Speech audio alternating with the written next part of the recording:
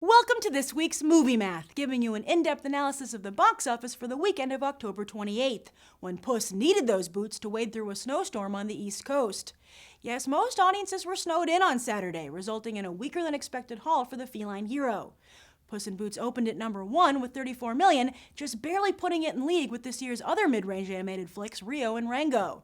And the last thing Jeffrey Katzenberg wanted to hear was mid-range. Obviously, Puss should have fared a little better, as it's the spin-off of the successful Shrek franchise, which has always done boffo box office biz. Hey, even a decade ago, the original Shrek managed a bigger debut. Thus, Katzenberg's detractors, a polite word for enemies, smiled with glee as DreamWorks Animation posted its lowest open since 2007's B-movie. Even How to Train Your Dragon opened bigger, and that opening caused DreamWorks Animation stock to plummet until the movie ended up having some major dragon legs. And while Puss might have 9 lives, his movie only has 2 weekends, until Happy Feet 2 hits theaters, quickly followed by Arthur Christmas, Hugo, The Muppets, Alvin and the Chipmunks 3, and The Adventures of Tintin. It's gonna be a family movie bloodbath. Puss did manage to get away with a few trinkets of good news, though, such as setting a Halloween weekend record and scoring big with the Latino audience. In fact, of the 10 theaters nationwide where the movie did the best, 4 were in Miami. I have to say that personally I wasn't expecting much from Puss in Boots, but I fell in love with the movie Sunday night. And while I'm growing tired of Pixar's make you cry and rip your heart out formula, I'm always impressed by DreamWorks Animation's clever scripts and impressive action sequences.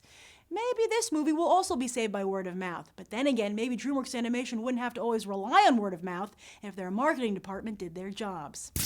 Elsewhere in the box office, Paranormal Activity slipped 65% from its opening weekend, but Paramount continues to get scarily good returns on their $5 million investment. Then in third place was the debut of In Time with just $12 million. That's pretty weak and considerably less than the openings of Justin Timberlake's summer picks. Forget sexy, he better start focusing on bringing audiences back.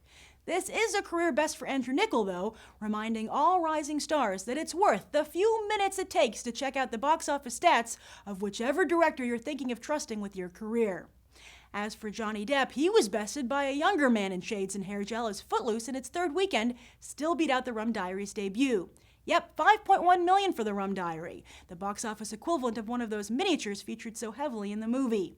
And while this is just a fly on the giant windshield of Johnny Depp's Pirates mobile, it's more bad news for Amber Heard, whose TV gig was the fall season's first casualty. As for Aaron Eckhart, well, he's two-faced, so he's golden. As for the remainder of the box office, movies did their best to hold on. Real Steel dropped 56%, The Three Musketeers 60%, and both The Ides of March and Moneyball in the 40 percentile. Courageous fell just 26%, but is still unlikely to match Fireproof's haul from back in 2008. Both religiously themed movies are from the same production company.